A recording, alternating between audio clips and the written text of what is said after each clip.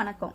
இன்னைக்கு நம்ம my passion world சேனல்ல நல்ல சூப்பரான காரசாரமான நாட்டுக்கோழி செமி கிரேவி இது எப்படி செய்யறதுன்னு தான் பார்க்க போறோம். பொதுவா பிராய்லர் கோழி சாப்பிடுறது வந்து நம்ம உடம்புக்கு நல்லது கிடையாது. இந்த மாதிரி நாட்டுக்கோழியை எடுத்துக்கிட்டிங்கன்னா அது நம்ம உடம்புக்கு ரொம்பவே நல்லது. இந்த செமி கிரேவி செய்யும்போது நான் ஃபாலோ பண்ற சின்ன சின்ன டிப்ஸையும் உங்க கூட ஷேர் பண்ணியிருக்கேன். அதையும் இந்த வீடியோவில் நீங்கள் பார்க்க போகிறீங்க. வாங்க வீடியோக்குள்ளே போகலாம். நான் கிட்டத்தட்ட 2 கிலோ அளவுக்கு இருக்க நாட்டுக்கோழி எடுத்திருக்கேன். இதை நல்லா சுத்தம் பண்ணிவிட்டு தண்ணியில் மஞ்சத்தூள் போட்டு கழுவி எடுத்திருக்கேன். இதில் 2 டீஸ்பூன் அளவுக்கு இஞ்சி பூண்டு பேஸ்ட் சேர்த்துக்கோங்க. இப்போ இது கூடவே கொஞ்சமாக, அதாவது 1 டீஸ்பூன் அளவுக்கு மிளகுத்தூள் சேர்த்துக்கோங்க. காரம் வந்து கொஞ்சம் நல்லா சுருக்குன்னு இருக்கும் மிளகுத்தூள் சேர்த்துக்கிட்டிங்கன்னா. இப்போ இதில் உங்கள் காரத்துக்கு ஏற்ற மாதிரி குழம்பு பொடியை சேர்த்துக்கோங்க. இந்த குழம்பு பொடியோட லிங்க்கை நான் மேலே ஐகார்ட்லேயும் கீழே டிஸ்கிரிப்ஷன்லேயும் கொடுக்குறேன். இப்போ இந்த சிக்கனுக்கு தேவையான அளவுக்கு உப்பு சேர்த்து இந்த சிக்கன் வந்து வேகிறதுக்கு உங்களுக்கு எவ்வளோ தண்ணி வேணுமோ அந்த அளவுக்கு தண்ணி சேர்த்து நல்லா கலந்து இதை நம்ம ப்ரெஷர் போட்டு வேக வச்சுக்க போகிறோம். மசாலாலாம் இது மாதிரி சேர்த்து கலந்து விட்டிங்கன்னா தான் வேகும் போது உள்ளே இறங்கி சிக்கனில் வந்து ஸ்பைசஸ் நல்லாயிருக்கும். குழம்பு பொடி உப்பெல்லாம் நல்லா கலந்து விட்டாச்சு. இப்போ நாம் இதை ப்ரெஷர் போட்டு வேக வைக்க போகிறோம். ஒரு 4லேருந்து 5 விசில் வரைக்கும் வச்சிங்கன்னா சிக்கன் வந்து நல்லா வெந்துடும். இங்கே சைடில் பார்த்தீங்கன்னா நான் தாளிக்கிறதுக்காக ஒரு 5 வெங்காயமும் ஒரு 4 தக்காளியும் இந்த மாதிரி ஸ்லைஸ் பண்ணி வச்சுருக்கேன். கூடவே ஒரு 4 பச்சை மிளகாய், 2 கொத்து கருவேப்பிலையும், ஒரு கைப்பிடி அளவுக்கு கொத்தமல்லியும் இந்த மாதிரி பொடியாக நறுக்கி வச்சுருக்கேன். இங்கே வந்து பார்த்தீங்கன்னா தாளிக்கிறதுக்கு சோம்பு, பட்டை, கிராம்பு இது எல்லாத்தையுமே எடுத்து வச்சுருக்கேன். உங்கள் தேவைக்கு ஏற்ற மாதிரி நீங்கள் எடுத்துக்கோங்க. இங்கே வந்து ஒரு அரை முடி தேங்காயை வந்து மேலே அந்த ப்ரௌன் கலர் ஸ்கின்னெல்லாம் பீல் பண்ணிவிட்டு நல்லா ஃபைன் பேஸ்ட்டாக அரைச்சி வச்சுருக்கேன். கூடவே கொஞ்சமாக ஒரு டீஸ்பூன் அளவுக்கு இஞ்சி பூண்டு பேஸ்ட் இது எல்லாத்தையுமே ப்ரிப்பேர் பண்ணி வச்சுருக்கேன். அதுக்குள்ளே விசில் வந்ததும் நம்ம சிக்கனை தாளிச்சிடலாம். அடிகனமான கடாய் அப்படி இல்லைன்னா பாத்திரம் ஏதாவது எடுத்துகிட்டு அதில் கொஞ்சமாக நல்லெண்ணெய் சேர்த்துக்கோங்க உங்கள் தேவைக்கு ஏற்ற மாதிரி. நான்வெஜ்ஜை மோஸ்ட்லி நல்லெண்ணெயில் சமைச்சிங்கன்னா டேஸ்ட் நல்லாயிருக்கும்.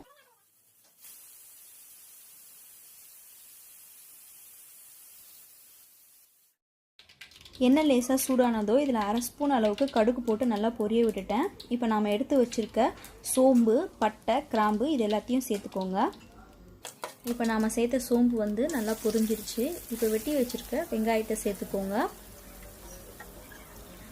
சின்ன வெங்காயம் கூட நீங்கள் சேர்த்துக்கலாம், டேஸ்ட் ரொம்ப நல்லாயிருக்கும். நான் பெரிய வெங்காயம் தான் எடுத்திருக்கேன். நல்லா ஸ்லைஸ் பண்ணி போட்டு எண்ணெயில் நல்லா வதக்கிக்கோங்க. இப்போ பார்த்தீங்கன்னா வெங்காயம் நல்லா வதங்கிக்கிட்டே இருக்குது.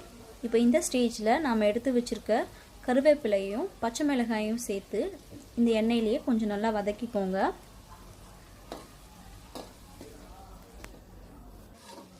ஒரு 2 நிமிஷத்துக்கு இந்த வெங்காயத்தை இப்படியே நல்லா வதக்கிக்கோங்க. இன்னொரு சைடில் பார்த்தீங்கன்னா நம்ம வேக வச்ச சிக்கனை வந்து தயாராகிடுச்சு. நல்லா சூப்பராக வெந்திருக்கு.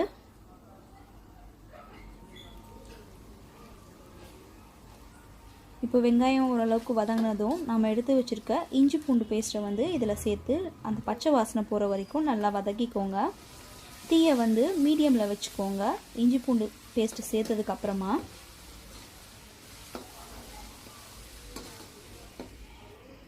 இஞ்சி பூண்டோட பச்சை வாசனை போயிடுச்சு. இப்போ நம்ம வெட்டி வச்சுருக்க தக்காளியை சேர்த்து அதையும் இந்த வெங்காயத்து கூட நல்லா வதக்கிக்கலாம். தக்காளி வந்து நல்லா சுருண்டு வரணும். நாம் சேர்த்த எண்ணெய் வந்து தக்காளி வெங்காயத்துலேருந்து பிரிஞ்சு வர ஆரம்பிச்சிருக்கு. இந்த ஸ்டேஜில் நாம் அரைச்சி வச்சுருக்க தேங்காயை வந்து இதில் சேர்த்து நல்லா கலந்து விட்டுக்கோங்க. தேங்காயை நல்லா கலந்து விட்டதுக்கப்புறமா இப்போ நம்ம வேக வச்சுருக்க சிக்கனை எடுத்து இதில் சேர்த்துக்கலாம். அந்த சிக்கன் வேக வச்ச ஸ்டாக்கோடவே எடுத்து சேர்த்துக்கோங்க. இன்னும் நல்லா டேஸ்டியாக இருக்கும் அந்த தண்ணியோடு சேர்த்தோன்னா. இப்போ நல்லா கலந்து விட்டுக்கோங்க. தீயை வந்து நார்மல் ஃப்ளேமில் வச்சுட்டு நீங்கள் இந்த ப்ராசஸ் எல்லாம் செஞ்சுக்கலாம்.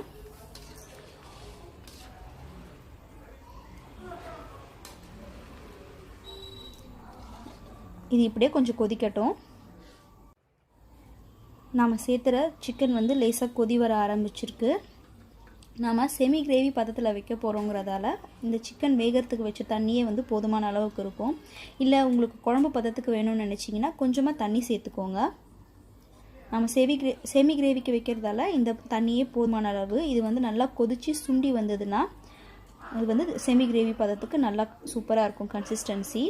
இப்போ கொஞ்சமாக மிளகுத்தூள் சேர்த்துக்கோங்க.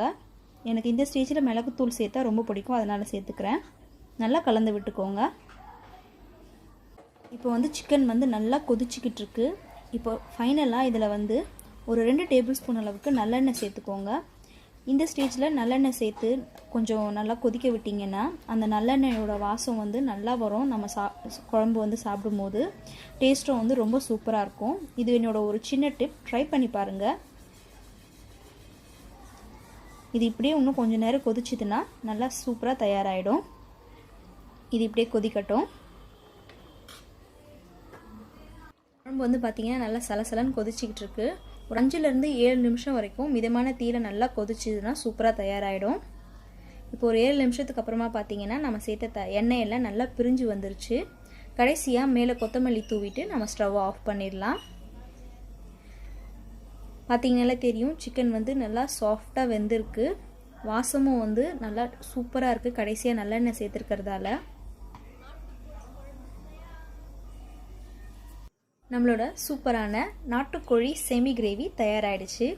மட்டன் பிரியாணியும் சிக்கன் 65 கூடவும் இந்த மாதிரி சூப்பரான காரசாரமான நாட்டுக்கோழி செமி கிரேவியை வச்சு சைட் டிஷ்ஷாக சாப்பிட்டிங்கன்னா ரொம்பவே சூப்பராக இருக்கும். இந்த ரெசிபியை நீங்கள் உங்கள் வீட்டில் கண்டிப்பாக ட்ரை பண்ணுங்கள், ரொம்பவே நல்லாயிருக்கும். இந்த ரெசிபியை நீங்கள் உங்கள் வீட்டில் ட்ரை பண்ணி பாருங்கள். உங்களோட சஜஷன்ஸை கமெண்ட் செக்ஷனில் சொல்லுங்கள். இந்த ரெசிபி உங்களுக்கு பிடிச்சிருந்ததுன்னா லைக் பண்ணி ஷேர் பண்ணி கமெண்ட் பண்ணுங்கள். என்னோட மை பேஷன் வேர்ல்ட் சேனலை சப்ஸ்கிரைப் பண்ணிங்கன்னா நான் அடுத்தடுத்து போடக்கூடிய வீடியோஸ் எல்லாம் நீங்கள் உடனுக்குடனே பார்க்கலாம். அது வரைக்கும் நன்றி, வணக்கம்.